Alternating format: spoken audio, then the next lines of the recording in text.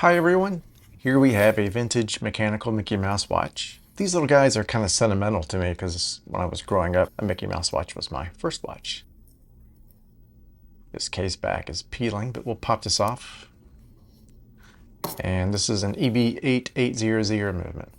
Balance looks good. The stem is broken inside.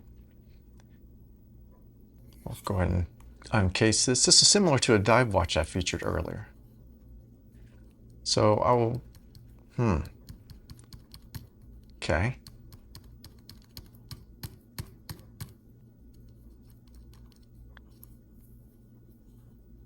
Okay, well, we'll do it this way. Yeah, so this is similar to a dive watch that I did a video on earlier, and so I'm going to skip over some of the process and link to that video. I wanted to talk about this watch because in the video of the dive watch, I mentioned that it was a one jewel movement, and obviously these watches don't have a lot of, that might be salvaged. Well, that's a crack in there, so we'll have to replace that. Get these hands off. Yeah, so these watches don't have a lot of value, and someone made the comment about, well, it kind of implied why bother? If you're looking at it from a monetary value, yeah, there's really not a lot of motivation, which is why so many vintage watches end up languishing. It's just not cost effective to repair them. However,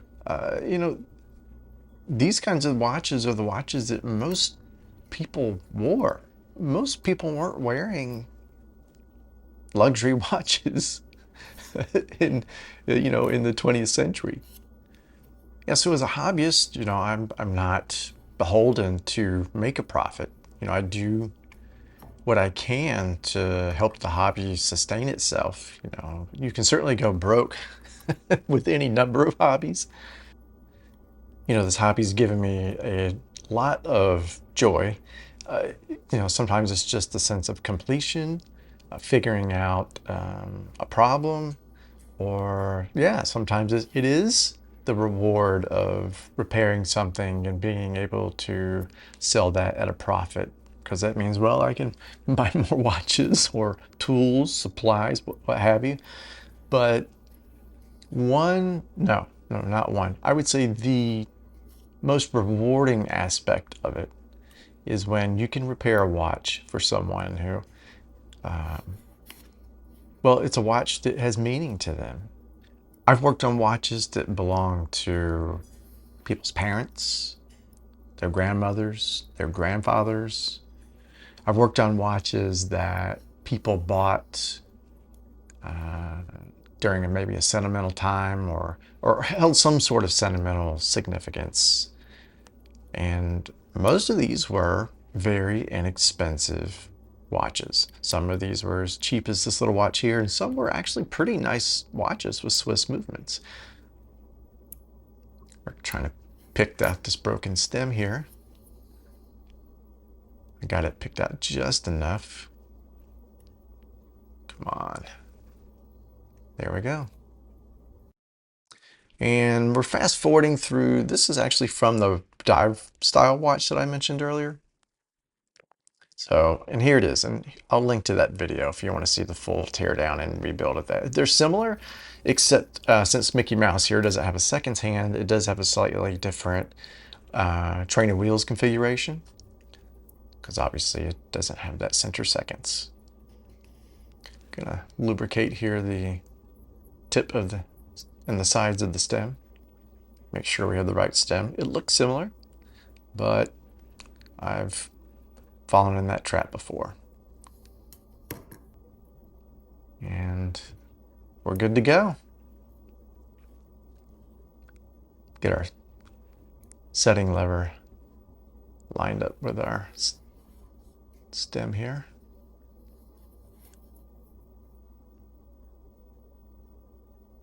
Just press that down. Just checking the operation here. I'm gonna put a little bit of grease here on the sides, and just a little bit of grease here on our setting, on our yoke. And this slots in without a lot of tension. It will just slide in there. It is tempting to force it, but if you just line this up just so, it pretty much just drops in here. All right, just put a little lubrication here on our pivot points. D5 on the larger wheels and 90-10 on the smaller wheels. You can also think of it in terms of how quickly they rotate. Just using an old oiler here to pry open the shock setting.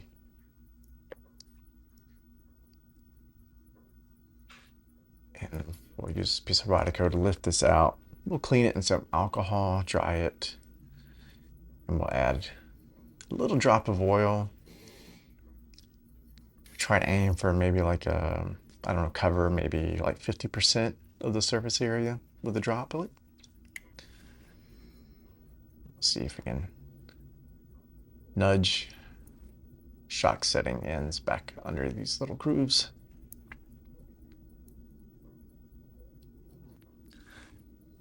Okay, so in a minute I'm going to freeze the frame because I had a stupid attack. So I'm going to have to show you or tell you what I did instead of show you.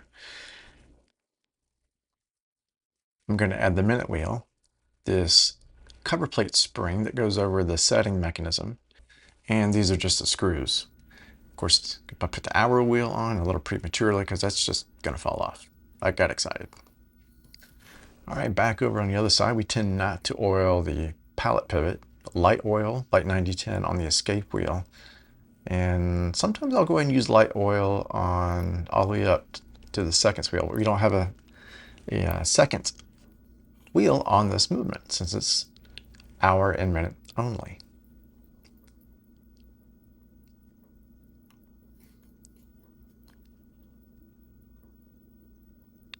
And now that I've got that flipped open, I just thought I'd show a little better view of that shot setting spring up. But we'll go ahead and get this out, cleaned, get our little drop of oil on there. And careful. Sometimes I have to redo this 3 times. Sometimes I get it right the first time. You got to be patient. I'll get this back in here. So as a hobbyist, we're able to provide something to people that would be more or less kind of, I don't know if unobtainable is the right word, but impractical. And people will pay me what they can. It's appreciated. But I do gain some experience along the way. And it feels good. I enjoy it. If I didn't enjoy it, then yeah, I probably wouldn't be motivated to work on them.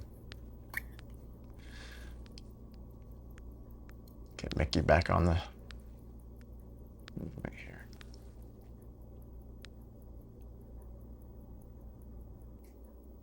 So yeah, that's my little soapbox. It's not always about money.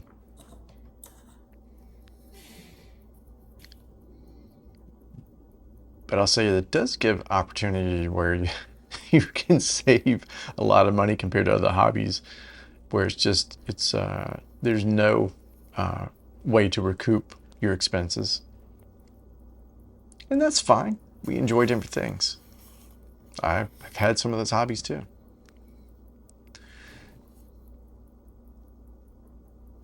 All right, let's get this cased up. See how Mickey looks. Wish I had a replacement back, but this will do. We'll find us a stem for that, or a crown for that new stem, and we'll work on this crystal.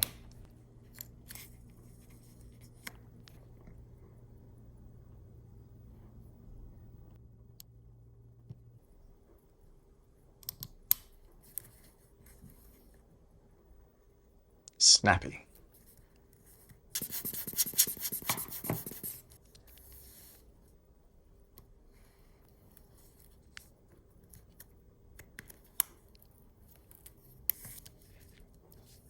Well, folks, we're near the end.